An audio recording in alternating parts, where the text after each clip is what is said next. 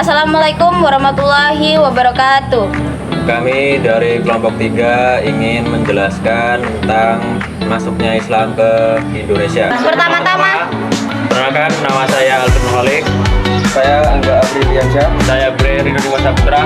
saya Nur Oktarina. Saya Dini Ramadhani. Saya Kak Agun Pratiwi.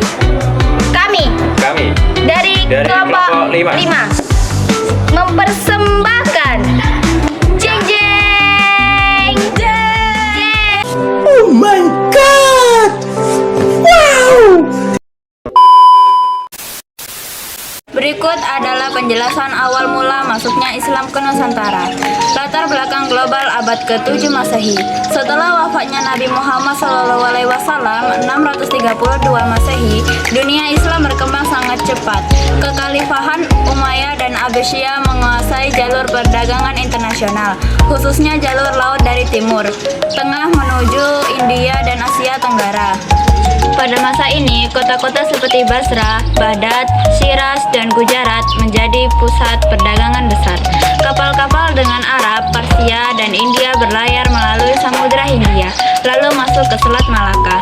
Nusantara, terutama Sumatera dan Jawa, berada di jalur rempah terbesar dunia, sehingga menjadi tempat singgah strategis bagi para pedagang Muslim.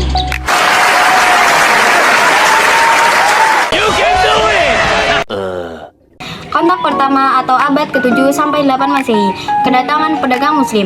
Kontak pertama Islam dengan Nusantara tidak langsung berbentuk dakwah, melainkan interaksi dagang.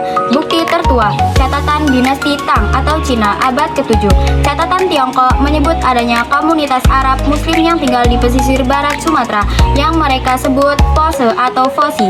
Mereka menetap untuk keperluan perdagangan. Alasan pedagang Muslim singgah di Nusantara. 1. Nusantara adalah penghasil utama rempah seperti lada, cengkeh, dan pala. 2. Letaknya strategis di jalur pelayaran India sampai Tiongkok. 3. Pelabuhan-pelabuhan seperti Barus, Lamuri, Perlak, dan Palembang sudah ramai sejak abad ke-7. Kedatangan pedagang Muslim inilah yang menjadi pintu pertama Islam masuk ke dalam Nusantara. Awal kehadiran komunitas Muslim abad ke-8 sampai 12 Masehi. Meskipun Islam sudah hadir sejak abad ke-7, proses Islamisasi masih sangat kecil dan terbatas di pesisir. Apa yang mereka lakukan? Mereka mendirikan permukiman dagang, menikah dengan perempuan lokal, membentuk komunitas Muslim kecil, mengenalkan etika, nilai, dan praktik keagamaan.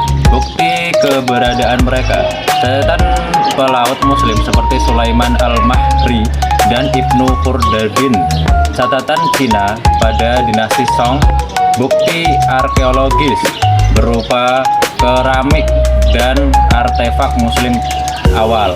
Namun pada masa ini Islam belum menjadi agama kerajaan, baru komunitas kecil perdagangan.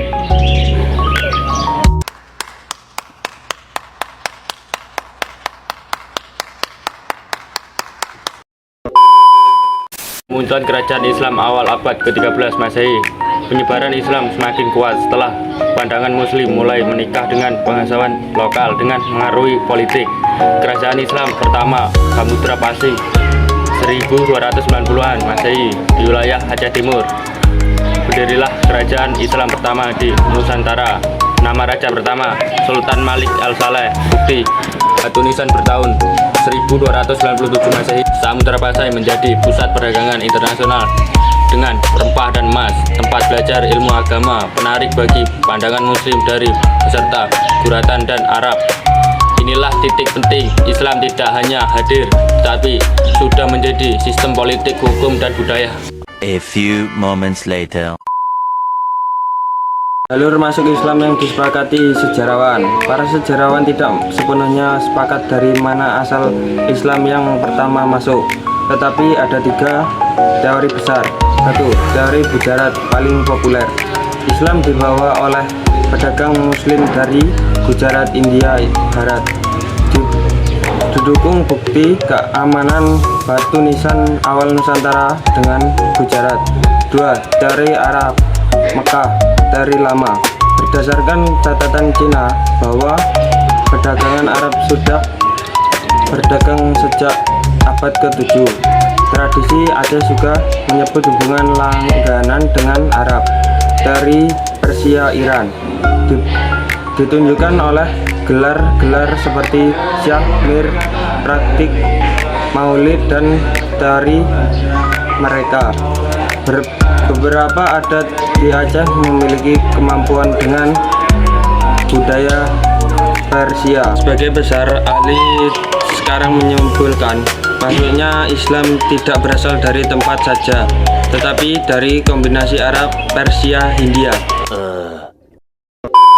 Cara Islam menyebar pada periode awal. Pada masa awal, Islam disebarkan dengan cara yang sangat damai. 1. Perdagangan. Perdagangan Muslim dihormati karena jujur, sehingga masyarakat lokal tertarik memeluk Islam. 2. Perkawinan. Pedagang Muslim menikah dengan keluarga bangsawan atau penduduk lokal. Ketika seorang bangsawan masuk Islam, pengaruhnya meluas ke rakyatnya. 3. Dakwah ulama dan sufi. Pada abad ke-12 sampai 13, banyak ulama sufi datang ke Nusantara. Aliran tas mudah diterima karena 1. Sifatnya lembut. 2. Tidak bertanggung dengan budaya lokal. 3. Mengutamakan spiritualitas. 4. Pendidikan. Munculnya 1. Surau. 2. Dayah. 3. Pesantren pertama. Lembaga-lembaga ini menjadi pusat penyebaran Islam.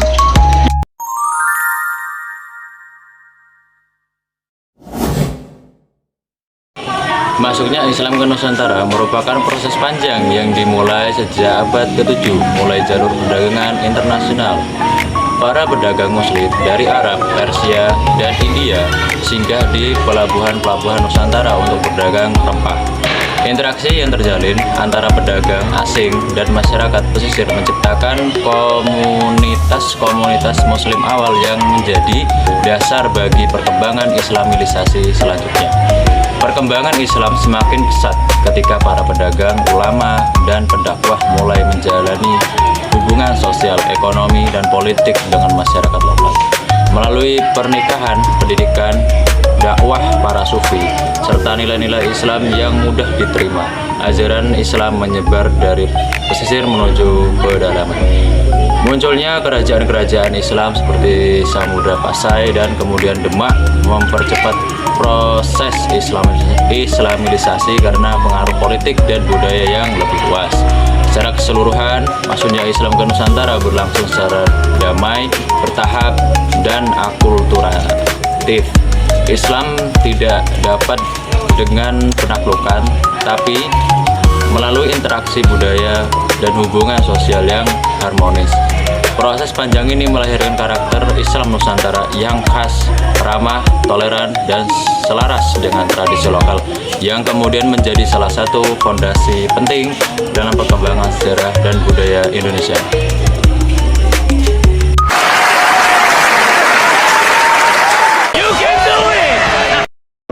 Sekian dari kelompok kami ucapkan Wassalamualaikum warahmatullahi wabarakatuh.